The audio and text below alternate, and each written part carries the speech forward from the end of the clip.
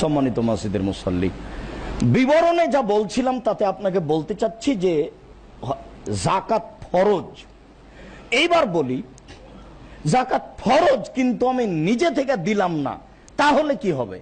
আপনি যদি নিজে থেকে না দেন, আর যদি ইসলামের ক্ষমতা থাকে, রাষ্ট্রীয় ক্ষমতা যদি থাকে, তাহলে আপনাকে পিটিয়ে যাকাত আদায় করবে এবং এটা বৈধ।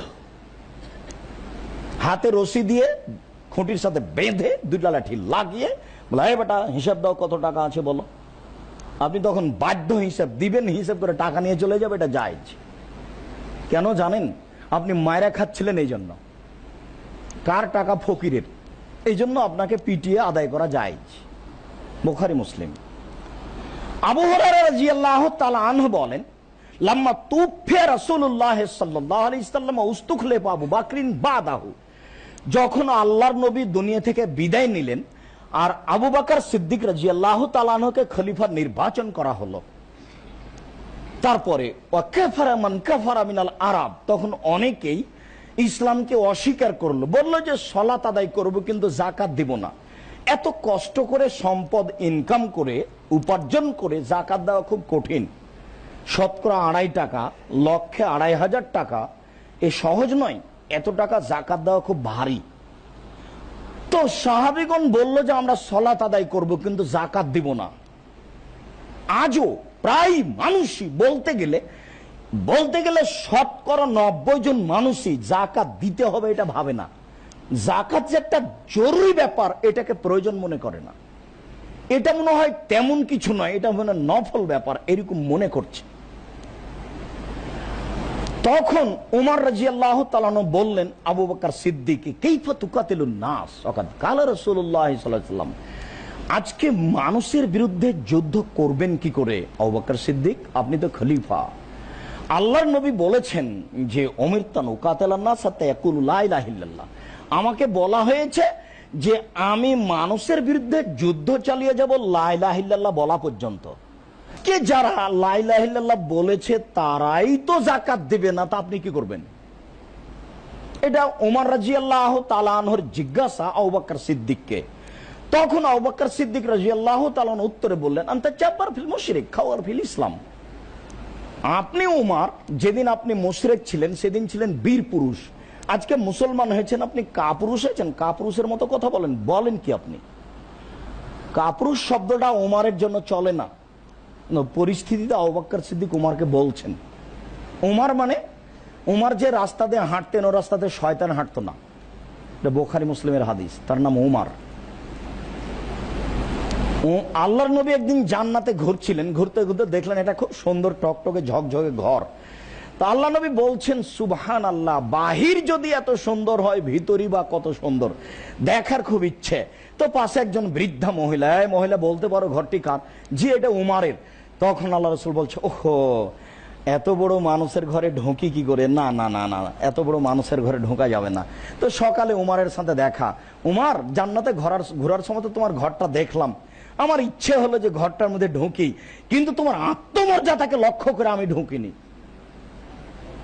তোমার আত্মমর্যাদা, তোমার মর্যাদা, তুমি এত আত্মমর্যাদার অধিকারী, আমি মুহাম্মদ সাল্লাল্লাহু আলাইহি সাল্লাম তোমার আত্মমর্যাদাকে হিসাব করে তোমার ঘরে ঢোকেনি। বুখারী মুসলিম।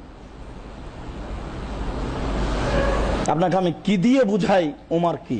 আল্লাহ রাসূল বলছেন, আমার পরে যদি কেউ নবী হতো তাহলে উমর নবী হতেন। যার জীবনে 15-20 কোনোদিন বিষ হয়নি, আর 20 কোনোদিন 15-20 হয়নি, তার নাম উমর। যা হওয়ার তাই হবে, 19-20 হবে না।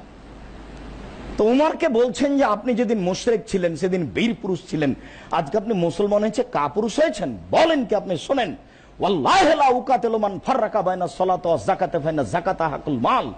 আমি আবু বকর সিদ্দিক বলছি, আল্লাহর কসম, আল্লাহর কসম, আল্লাহর কসম, যারা সালাত আদায় করবে যাকাত দেবে না, আমি তাদের বিরুদ্ধে যুদ্ধে চালিয়ে যাব, তাদের বিরুদ্ধে যুদ্ধ চালিয়ে যাব, মারবো না হয় মরবো। আল্লাহর কসম, আমি আবু বকর সিদ্দিক বলছি, যারা সালাত আদায় করবে যাকাত দেবে না, তাদের বিরুদ্ধে যুদ্ধ চালিয়ে যাব, মারবো না হয় মরবো। শুধু তাই নয়, আপনি মনে রাখবেন, আল্লাহে, আল্লাহর কসম, আল্লাহে, আল্লাহর কসম, আল্লাহে, আল্লাহর কসম, লাউ মানাউনি আনাকান কানিয়া দুনাহে রাসূলুল্লাহ সাল্লাল্লাহু আলাইহি ওয়াসাল্লাম লা কাতালতু মানাওয়ানিহা। রাসূলের যুগে যাকাত তো বহু দূরের কথা, ধান ওসর দিতে এসে বস্তা দিয়েছে, ধানও দিয়েছে। রাসূলের যুগে গরু যাকাত দিতে এসে গরুও দিয়েছে, রশিও দিয়েছে। আমি এখন খলিফা, আমার যুগে যদি গরু দেয়, রশি না দেয়, ধান দেয়, বস্তা না দেয়, ধান তো দূরের কথা, গরু তো দূরের কথা, রশি এবং বস্তার জন্য যুদ্ধ চালিয়ে যাব, মারবো না হয় মরবো, পিটিয়ে বস্তা আদায় করব, পিটিয়ে। কি বুঝলেন? আবু বকর সিদ্দিক বস্তা আদায় করবেন পিটিয়ে, অথচ বস্তা ফরজ নয়। তার মানে ফরজ নয়, কিন্তু রাসূলের যুগে যদি এই নীতি থাকে, এই নীতি পনেবিশ হবে না। আবু বকর সিদ্দিক বলছি আমি, রাসূলের যুগে যদি মানুষ গরু যাকাত দিতে এসে গরু রশিটা সহ রেখে চলে গেছে, আমি আবু বকর সিদ্দিক গরু তো বহু দূরের কথা, পিটিয়ে রশি আদায় করবো, যে ওটা হতেই হবে।